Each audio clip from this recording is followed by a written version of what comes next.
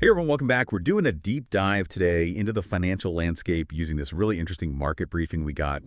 And it's pretty cool. It's like getting, your own personalized cheat sheet of the day's financial news. We've got the tech sector that seems to be on fire right now. We've got some unusual activity from foreign investors. And Verizon is making some pretty big waves with a surprising win. So let's unpack all of this. Yeah, absolutely. And, it's really interesting to see how these separate stories are all actually, pieces of the same puzzle. The market's like this giant web, right? All interconnected, and understanding how these connections work can make all the difference when you're thinking about, financial decisions. Okay, so let's start with like a snapshot of the overall market performance today. The S&P 500 is at 6,118, which is up almost 0.7%. The Dow Jones is also up over 1% to 44,565. And obviously, we can't forget about the Nasdaq, which is also up 0.7% to 20,053. So, on the surface, at least, it seems like things are looking pretty good. Yeah, Right. but we need to go a little deeper than just the surface level numbers. What exactly is driving this growth? Is it something that's sustainable? Like you look at the Russell 2000, which, tracks those smaller companies. It's up too, but only by about 0.8% to 2,314. So that kind of suggests that maybe these gains are mostly concentrated in those larger companies. It's definitely a clue that we need to, like you said, dig a little deeper. Yeah, that's a great point. And speaking of digging deeper, let's talk about crypto. Bitcoin is, always making headlines, and it's crossed that $105,000 mark now, which is a jump of over 1%. But here's where it gets interesting. Ethereum's actually outperforming Bitcoin with a gain of over 1.6%, hitting $3,394. Yeah, and this raises the question, is this just a temporary thing, or are we seeing, a bigger shift happening?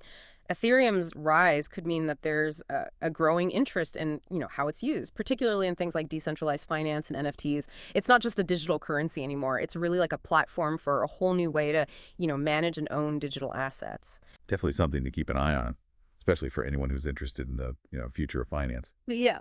But let's switch gears for a minute and talk about something that's got a lot of people a little bit on edge. The upcoming Federal Open Market Committee meeting. This is where the Fed could adjust its monetary policy. So everyone's kind of waiting with bated breath to see what's going to happen. Right. And this is where these kind of dry topics like interest rates actually have a real impact on you and me. A change in those rates can affect things like mortgage rates, the cost of borrowing for businesses, which ultimately, trickles down to prices for consumers. Understanding how the Fed operates can help you anticipate, even benefit from these shifts. Okay, now this is where it gets a little unnerving. Foreign investments in U.S. stocks are surging. And historically, that's been a sign of potential trouble ahead, like the canary in a coal mine kind of thing. So is this time different? Well, it's fascinating to think about the psychology behind these investments. Are foreign investors seeing something that we're just missing here? Or are they taking advantage of opportunities that domestic investors are overlooking? I think unpacking their motivations can really give us a clear understanding of, where the market might be heading. Okay, let's zoom in on a specific example. Verizon. Their stock just had the biggest gain in 5 years, and it's all thanks to this really impressive subscriber growth. They added over 500,000 postpaid phone subscribers last quarter, which is huge, especially for an industry that's usually pretty slow growing. Exactly. And this could indicate a shift in the entire, telecom landscape. Verizon's 5G rollout and their focus on bundled services could be pulling customers away from their competitors.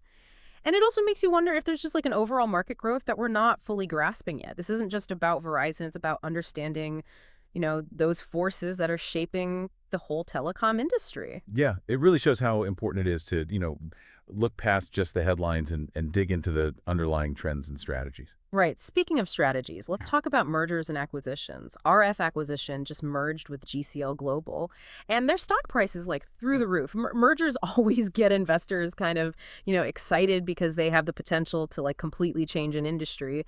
Oh, absolutely.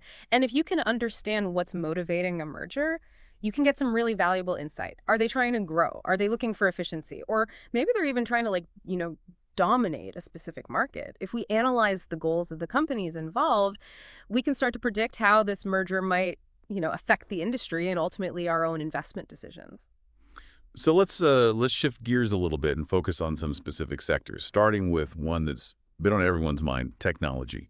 It's no surprise that tech is still, a powerhouse driven by all these innovations in AI and cloud computing and cybersecurity. Yeah, and what's really important to remember is that tech has like incredible growth potential, but it also comes with, some volatility. Yeah. Those short-term swings can be pretty wild. So it's not for everyone. But for those who can stomach the roller coaster, tech is still like a really compelling investment. Yeah. I feel like I need to buckle up just thinking about it. Okay, let's move on to the energy sector. Things are getting really interesting there with the whole world transitioning to renewable energy sources. It's creating a lot of challenges, but also opportunities for these energy companies. And this is where long-term thinking becomes super important. Investing in energy today means you really need to understand this global shift towards sustainability. The companies that can adapt and innovate and embrace this renewable energy revolution, those are the ones that are going to come out on top in the long run. So it's not just about picking the right company. It's about understanding like the bigger picture Right. and how these global trends are going to like reshape entire industries. Yeah. And speaking of long-term thinking, let's not forget about the finance sector. Banks are keeping a close eye on those potential interest rate hikes that we talked about earlier. Higher rates can definitely boost their profits, but there's a fine line. Yeah.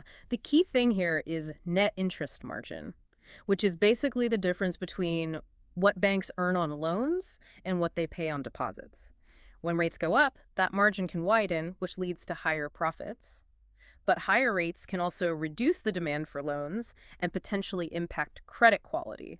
So it's like this balancing act that banks are always having to navigate. Definitely a lot to think about there. Hmm. Now let's zoom out and look at the global economic landscape. China is still a major player, obviously influencing markets all over the world, especially in things like commodities. And we can't forget about the challenges that Europe is facing, especially in energy. The geopolitical stuff that's going on has just added this whole other layer of complexity to an already pretty delicate situation. All these global events might seem, far away, Right. but they can definitely have ripple effects throughout the whole global economy. And ultimately, that impacts your portfolio. It really does show how interconnected the world is, Yeah. especially when it comes to finance. So, with all these moving parts, what's the overall outlook? Are the experts feeling optimistic, or are they like bracing for impact? Well, I think the general feeling is cautiously optimistic. The current economic indicators seem to show that things are, somewhat resilient. But we can't ignore those underlying challenges, like inflation and the geopolitical uncertainty. So while the market might keep going up, there are probably going to be some bumps in the road. So, it sounds like we need to stay informed and be ready for anything. What are some key takeaways from all this for, our listeners who are trying to figure out their own, financial path?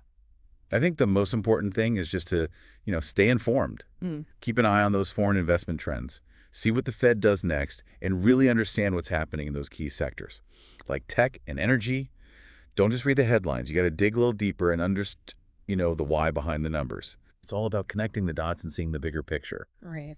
And that's where having, the right tools can really make a difference. Oh, absolutely. Imagine having access to, sophisticated data analytics and insights that could help you understand those market trends, analyze your portfolio, and make, smarter investment choices. Yeah, it'd be like having a financial co-pilot to guide you through all the, complexities of the market. Exactly. And remember, this financial landscape is constantly changing.